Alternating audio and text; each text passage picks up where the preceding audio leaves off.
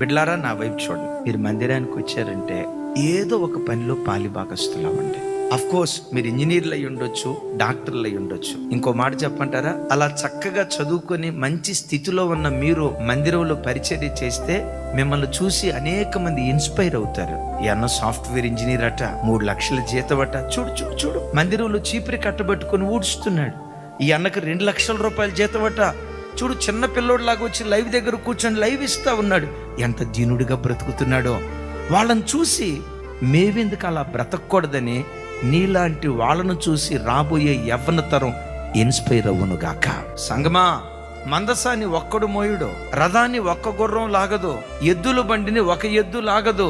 2 ఎద్దులు కలిసి 10 గుర్రాలు కలిసి మందసాన్ని కొంతమంది యాజకులు కలిసి ఎలా మోసుకుంటూ వెళ్తారో, సంఘాన్ని ఒక సేవకుడు మోయటం కాదు, ఒక సేవకురాలు మోయటం కాదు, మనమందరం